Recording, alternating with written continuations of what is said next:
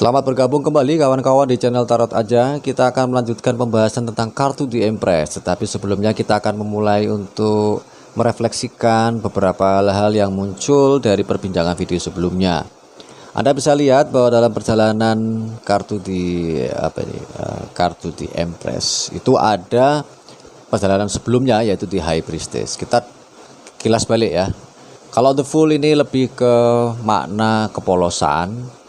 Nah, kemudian bergerak perjalanan hidup Anda itu melangkah ke The Magician, atau pemahaman kartu ini mengarah pada perjalanan hidup kreativitas, serba kreatif. Tetapi ini lebih dikuasai oleh maskulinitas, sesuatu yang mendominasi dan common sense. Jadi kemampuan dia melakukan sinkronisasi atas berbagai elemen, baik pedang itu simbol pikiran, air atau inspirasi dalam konteks cangkir piala ini, kemudian simbol tongkat itu tentang spirit, tentang hal-hal yang ideal, kreativitas yang sifatnya itu lebih fisik ya. Kemudian simbol logam yaitu kreativitas yang manifest, kaitan dengan bumi dan sebagainya. Nah, kartu The Magician ini berkebalikan dengan The High Priestess. Kalau The High Priestess lebih feminin, kebenaran ada pada si penanya. Jadi kalau Anda keluar kartu ini, kebenaran jawaban atas pertanyaan itu sebenarnya sudah ada dalam penanya. Berbeda dengan The Magician yang lebih sifatnya maskulin gitu, kalau yang di sini lebih feminin. Kebenaran tidak melekat pada pikiran, tetapi kalau di sini kebenarannya melekat pada konteks bisa intuisi dari penanya. Kalau The Magician ini memilih kultur, nilai atau norma-norma. Kalau di konteks The High Priestess ini kebenarannya bukan pada konteks common sense, tetapi pada dirinya sendiri. Kebenaran bersifat personal. Nah, kita sekarang melangkah ke The Empress.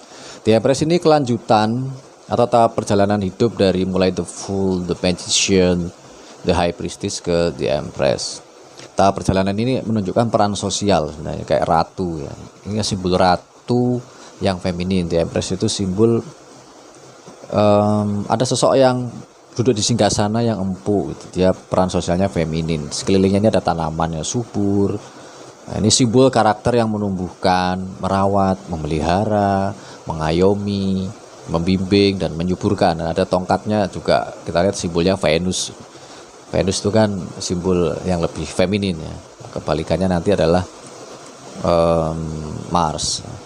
Nanti seperti raja yang kokoh, garang dan sangat dominan.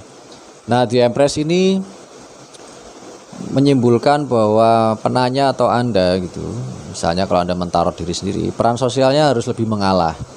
Jadi kalau Anda laki-laki, melakukan peran sosial yang lebih mengalah, membimbing, menanam, mengayomi. Tapi kalau Anda yang kebetulan penanyanya perempuan mendapatkan kartu ini, cenderung simbol-simbolnya alam bawah sadarnya itu memanggil bahwa dia itu memang pada dasarnya punya karakter peran sosial yang lebih mengalah, membimbing, menanam, mengayomi dan seterusnya.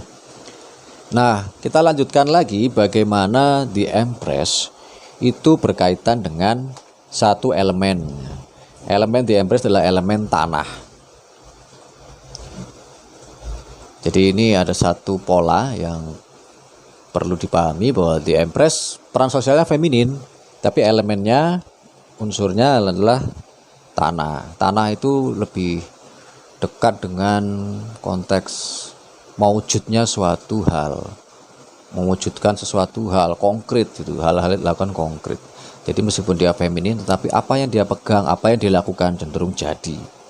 Kartu The Empress ini juga menyimpulkan ada potensi untuk menghasilkan hal-hal nyata, karena The Empress itu terhubung dengan elemen tanah yang konkret dan sebagainya, manifest dan seterusnya. Maka The Empress ini simbol kartu yang ada satu potensi yang terbaca pada penanya atau pada diri Anda ketika melakukan tarot kepada diri sendiri. Ada sesuatu yang tersimpan gitu untuk menghasilkan hal-hal nyata yang berlimpah, karena ada kaitan soal elemen tanah ya. Anda ingat-ingat aja kalau gambar seperti ini ada elemen tanah, energi-energi yang sifatnya nyata dan berlimpah. Bisa saja Anda atau orang yang diwacanakan itu punya hal-hal nyata yang berlimpah, itu menyadari misalnya punya prestasi kerja, punya laba atau keuntungan usaha yang maksimum, atau juga mungkin penghargaan dan pengakuan dari masyarakat. Tetapi kadang-kadang hal itu belum disadari, jadi kita mewacanakan kepada orang itu atau penanya, itu barulah potensi untuk produktif. Dan mungkin malah dia nggak tahu, sama sekali nggak menyadari karena potensi itu belum muncul. Padahal itu sudah tertata di tempat masing-masing, di tempat kerjanya, entah itu tertata di tempat aktivitas sosial, mau bisnis, dan mungkin spiritual juga gitu. Nah, The Empress ini juga bisa dibaca sebagai simbol Dewi keberuntungan, keberuntungan yang konkret gitu. Karena dia sebagai sumber keberuntungan, sumber energi keberuntungan, atau katakanlah gampangnya ini sebagai sumber energi, maka keberuntungan itu tidak perlu diperjuangkan secara ngoyo atau secara berlebihan, karena hal itu sudah ada pada dirinya sendiri.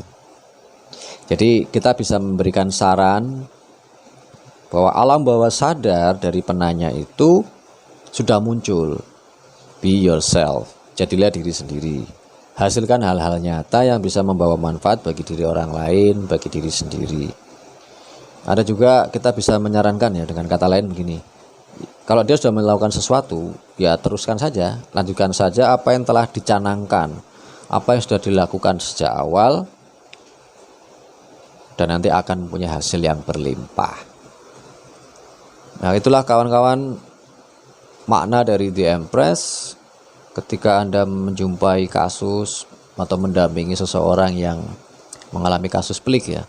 Sebenarnya dia tuh punya kekuatan potensi yang berlimpah-limpah, nyata gitu ya. Kalau Anda ketemu pebisnis, keluar kartu ini ketika melakukan tarot ya, segera dekati, ajak komunikasi, gali gagasannya, dan mungkin akan ada potensi kerjasama, akan ada suatu hal yang dikerjakan bersama-sama, dan itu potensial untuk produktif, lebih dihargai orang lain, dihargai masyarakat, dan punya keuntungan usaha yang maksimal. Oke, sampai jumpa lagi pada sesi berikutnya. Salam tarot aja.